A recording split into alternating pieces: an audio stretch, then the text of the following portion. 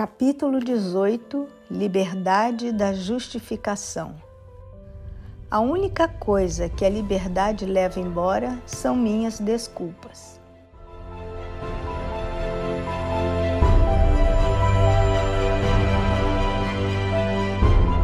Até aqui vimos que, desde as primeiras experiências da vida, aprendemos a viver de forma reacionária.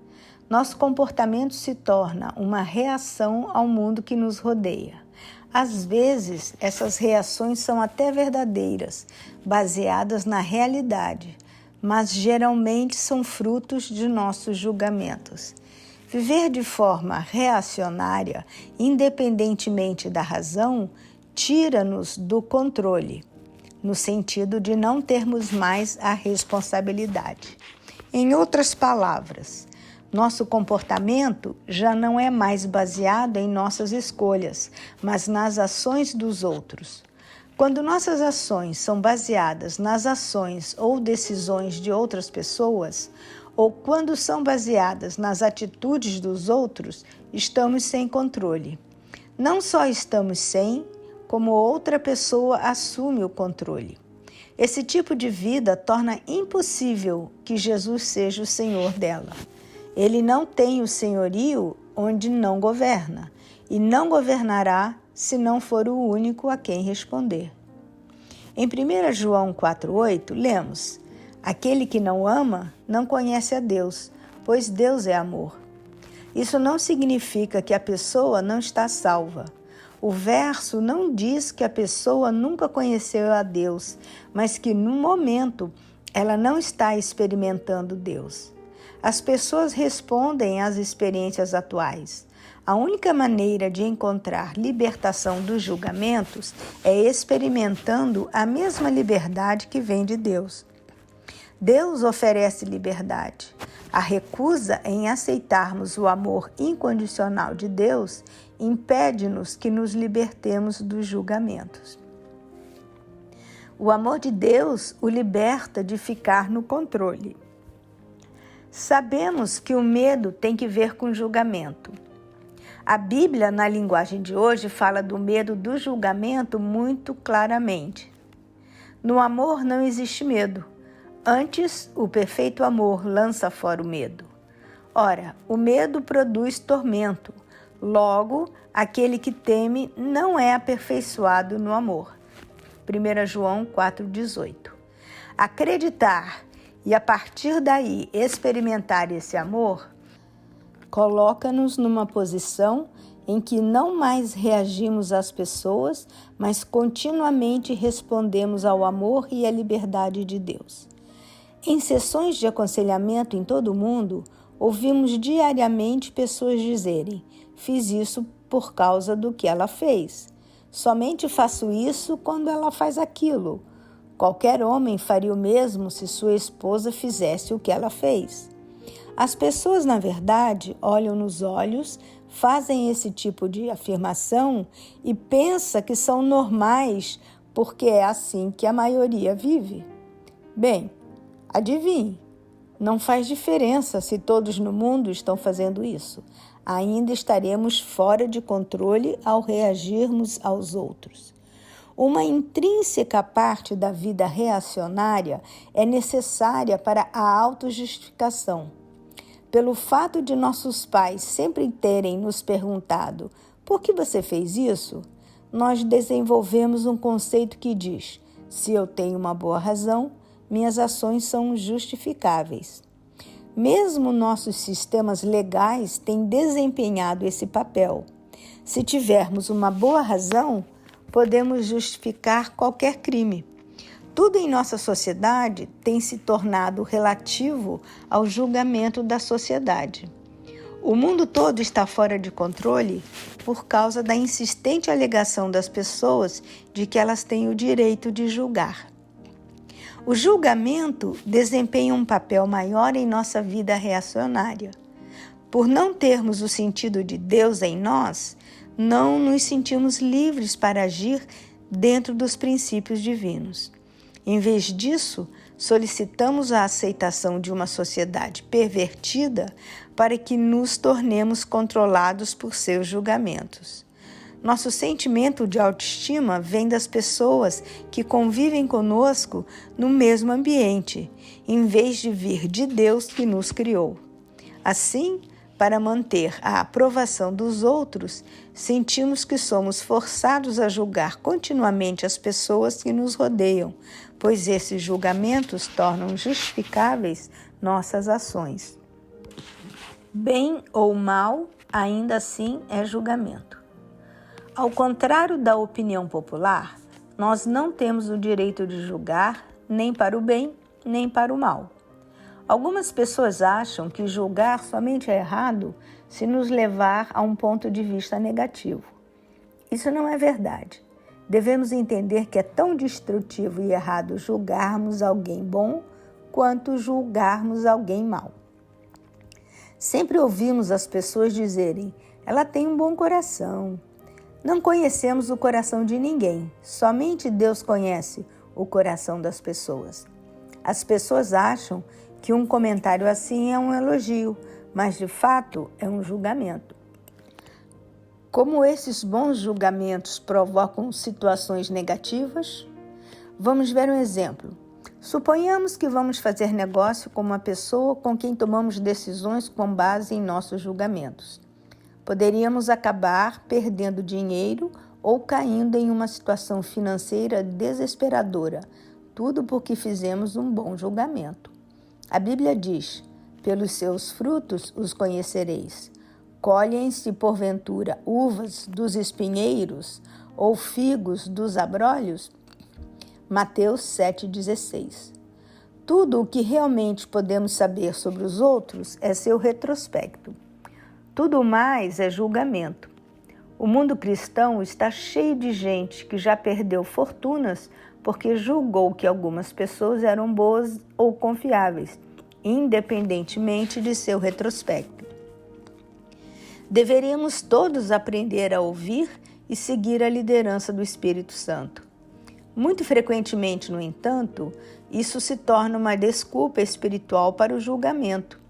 Quantas vezes alguém toma uma decisão baseada em uma expressão como "acho que ele tem um bom coração" ou "eu me sinto bem negociando com ela"? Aí, perde todas as suas economias ou tem uma experiência emocional ou profissional terrível. Tristemente, no final, a pessoa geralmente fica aborrecida com Deus como se ele o tivesse enganado. Provérbios 19:3, na Bíblia, na linguagem de hoje, diz: a falta de juízo é o que faz a pessoa cair na desgraça. No entanto, ela põe a culpa em Deus, o Senhor. Todos aqueles sentimentos de bom e de ruim são subjetivos. Podem ser a voz de Deus e podem não ser. Mas se algo for a voz de Deus, passará pela prova da descoberta. Não é falta de fé verificar as referências de trabalho de alguém. Não se trata de um insulto ao indivíduo certificar-se se sua história ou referências são válidas. Não estamos chamando alguém de mentiroso, checando os dados concretos, mas estamos apenas sendo sábios e bons mordomos. Devemos nos lembrar de que o Espírito Santo jamais nos levará a violar a sabedoria de Deus. Parece que, quando queremos fazer algo com as pessoas, temos de julgá-las favoravelmente ou, quando não queremos, fazemos um julgamento negativo. A chave da questão é perguntar-nos: por que preciso justificar meu comportamento com um julgamento? Mesmo se, depois de termos verificado as referências, nós não nos sentirmos confortáveis para contratar uma pessoa, não precisamos achar defeitos nela para justificar nossa ação. Deveria ser suficiente o simples fato de não nos sentirmos confortáveis. Isso não quer dizer que ela não seja uma boa pessoa, apenas significa que não estamos confortáveis. Você pode ser gentil e ainda assim dizer não. Muitas vezes as pessoas vêm a mim preocupadas porque estou tratando alguém de uma maneira gentil. Elas sentem que têm de me informar sobre o passado daquela pessoa. Às vezes isso é realmente útil, mas com muito mais frequência parece que as pessoas pensam: se você soubesse quem é essa pessoa, não a trataria bem. Em outras palavras, elas acham que a bondade deve ser justificada. Em Jesus, nós fomos libertos tanto do nosso pecado quanto do julgamento e do inferno. Somos libertos de milhares de coisas, mas a mais importante das liberdades é a do sistema do mundo. Não temos de funcionar da mesma forma que o mundo funciona. Somos cidadãos do reino de Deus. O princípio motivador que nos liberta é o amor. Somente quando o amor de Deus motiva tudo o que fazemos, experimentamos de fato a libertação do julgamento. Às vezes, colocamos tanta ênfase naquilo do qual somos libertos que nos esquecemos daquilo que agora somos livres para fazer. Mais do que qualquer outra coisa, estamos livres para oferecer amor incondicional e imerecido. Na verdade, temos agora uma dívida de amor, mas não devemos isso às pessoas, e sim a Deus. Nós retribuímos esse amor a Deus amando as pessoas no mesmo grau de amor que Ele nos tem dado. O amor incondicional é a única dívida que temos por causa da cruz de Cristo. Todas as outras já foram pagas. Podemos atender aos pedidos dos outros ou negá-los e ainda caminhar em amor na direção deles. Olhe as características do amor de Deus que encontramos em 1 Coríntios 13, de 4 a 7. O amor é paciente, é benigno, o amor não arde em ciúmes, não se ufana, não se ensoberbece, não se conduz inconvenientemente, não procura os seus interesses, não se exaspera, não se ressente do mal, não se alegra com a injustiça, mas regozija-se com a verdade. Tudo sofre, tudo crê, tudo espera, tudo suporta. Não demonstramos essas atitudes porque julgamos que as pessoas mereçam. Essas são atitudes que deveríamos demonstrar porque estamos em Jesus. O modo de tratarmos as pessoas não deveria ter nada que ver com o que achamos delas, mas deve ter tudo que ver com o que somos em Jesus. Mesmo se recusarmos um emprego, um empréstimo ou fazer um favor, podemos ainda nos relacionar com elas com aqueles atributos. Não precisamos justificar nossa bondade. Quase sempre achamos que andar em amor nos tornará vulnerável. Tendemos a ver o amor como uma síndrome de capacho. Pensamos que, se caminharmos em amor, os outros nos pisarão. Entretanto, o amor não pode ser manipulado, nem controlado, e ninguém pode se aproveitar dele. Jesus caminhou em amor todas as vezes. Ainda assim, jamais foi controlado ou manipulado e nunca se sentiu forçado a atender aos pedidos de ninguém. A consciência de que você ainda está andando em amor, mesmo que não esteja atendendo aos pedidos dos outros, liberta-o do controle do julgamento das pessoas, pois tais julgamentos não são mais o padrão que determina a sua vida. Em vez disso, a palavra de Deus e o exemplo de Jesus são os padrões.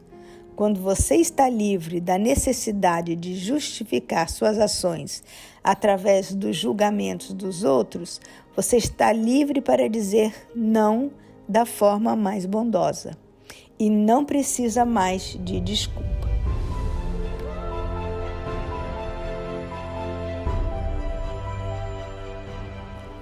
Capítulo 19. Livre do auto-julgamento. Você só terá o direito de julgar se for mais sábio do que Deus. De toda a dor já produzida, dos aspectos negativos do julgamento, o auto-julgamento é o pior. Por quê? O auto-julgamento se torna a base de nossa conversa interior. A conversa interior negativa, aliada a emoções fortes, pode produzir e escrever todo tipo de coisas destrutivas em nosso coração. No final, o auto-julgamento torna-se uma condenação ou uma justificação, e nenhuma das duas é saudável. Paulo disse em sua primeira carta aos Coríntios que realmente não importava a ele como os outros o julgavam. Ele nos deu discernimento de sua liberdade do julgamento dos outros. Todavia, a mim, pouco se me dá de ser julgado por vós ou por tribunal humano. Nem eu tampouco julgo a mim mesmo, porque de nada me argue a consciência. Contudo, nem por isso me dou por justificado, pois quem me julga é o Senhor. Portanto, nada julgueis antes do tempo, até que venha o Senhor, o qual não somente trará à plena luz as coisas ocultas das trevas, mas também manifestará os desígnios dos corações. E então cada um receberá o seu louvor da parte de Deus. 1 Coríntios 4, 3-5. A liberdade de Paulo do julgamento alheio estava ligada à sua liberdade de seu próprio julgamento. Nem mesmo julgue a si próprio. Na língua original, de nada me argue a consciência, indica que Paulo não conhecia ou via a si mesmo com clareza. Este é o problema com o auto-julgamento. Nossa percepção é sempre nublada. Assim, ao julgarmos alguém, não sabemos o nível de precisão. Paulo continua: não julgueis precipitadamente alguém. Eu não julgo nem a mim mesmo. Ele não se considerava certo ou errado. Ele não usava o auto-julgamento como uma desculpa para se defender ou se condenar. Simplesmente tentava seguir a Deus com inteireza de coração e caminhar em amor. Seu senso de identidade vinha de seu relacionamento com Jesus e não de sua autoavaliação. Ele ardentemente buscava seguir a Deus e guardar uma consciência limpa. Por estar livre da justiça das obras, tentativa de alcançar a justificação pelo que fazemos, ele não precisava da constante validação que vem da autoavaliação. Ele sabia que era justificado em Jesus, que era a fonte de sua paz. Esse conceito é estranho para o pensamento cristão moderno. Estamos tão envolvidos em obras de justiça que incessantemente fazemos inventário de nossas obras, tanto as boas quanto as más. Guardamos um cartão de pontos e nos julgamos de acordo com o cartão. Assim, pelo fato de usarmos o julgamento como padrão para a autoaprovação, tornamo-nos sujeitos ao julgamento dos outros também. Portanto, não podemos nos libertar do julgamento alheio até que nos libertemos do controle do nosso próprio julgamento. Quando Jesus disse, não julgue, ele falou muito sério. Não devemos julgar os outros e nem tampouco a nós mesmos. Como veremos em capítulos subsequentes, o auto-julgamento causa distúrbios emocionais, doenças físicas e até mesmo a morte. Eu não quero que minha vida seja controlada pelo julgamento dos outros ou pelo meu mesmo. Não conheço ninguém, a não ser Jesus, em quem eu poderia confiar para exercer responsabilidade tão poderosa e transformadora na vida. Devemos nos entregar a uma vida livre de julgamentos. Desistir de nossos julgamentos pessoais não somente nos liberta dos julgamentos alheios, como também é a chave para nos libertar da necessidade de julgar os outros. Há, é claro, lugar para uma saudável autoavaliação. Discutiremos isso em capítulos posteriores. Essa autoavaliação, no entanto, não alcança os julgamentos controladores da vida que alteram nossa habilidade de funcionarmos. Por outro lado, quando temos dor ou estamos em pecado, ficamos emocionalmente cegos. Queremos ver e interpretar os eventos através de um véu de distorção subjetiva. Como resultado, nossa consciência ou causa condenação ou justificação. Não há uma maneira simples de se alcançar o auto-julgamento. O problema é em consertar a mim mesmo. A parábola do joio e do trigo contém um princípio que se aplica ao auto-julgamento. Outra parábola lhe propôs dizendo: o reino dos céus é semelhante a um homem que semeou boa semente no seu campo. Mas, enquanto os homens dormiam, veio o inimigo dele, semeou o joio no meio do trigo e retirou-se. E quando a erva cresceu e produziu fruto, apareceu também o joio. Então, vindo os servos do dono da casa, lhe disseram: Senhor, não semeaste boa semente no teu campo? De onde vem, pois, o joio? Ele, porém, lhes respondeu: um inimigo fez isso. Mas os servos lhe perguntaram: queres que vamos e arranquemos o joio? Não, replicou ele, para que, ao separar o joio, não arranqueis também com ele o trigo. Mateus 13, 24 a 29. Qualquer tentativa de se arrancar o joio antes do tempo determinado resultará na destruição do trigo. Veja, trigo e joio são idênticos até que produzam fruto. Da mesma forma, toda vez que falamos "vou consertar isso", geralmente estragamos mais do que fazemos o bem. Portanto, não devemos estar preocupados em consertar as pessoas. Devemos simplesmente seguir o Espírito Santo à medida que ele nos guia através da vida. Sermos curados e feitos pessoas plenas será uma descoberta feliz. Não é o objetivo da jornada, mas é uma maravilhosa parte do processo. Poucas pessoas sabem por que fazem o que fazem. Introspecção é um processo tão subjetivo que raramente chegamos às conclusões certas. Se eu estiver magoado ou ferido, duvido muito que consiga chegar à verdadeira raiz de meu problema. Seria o equivalente a permitir que um paciente com distúrbios mentais avaliasse e diagnosticasse seus próprios problemas. Nesse caso, o tratamento não será melhor do que o diagnóstico. Quando gente magoada faz o próprio diagnóstico, o tratamento receitado é, com frequência, fonte de mais dor. Apenas aceite a visão de Deus. O auto-julgamento pode ser a própria raiz através da qual outras formas de julgamento perverso florescem em nossa vida. Devemos descartar nossa visão de nós mesmos e viver em nossa nova identidade em Jesus.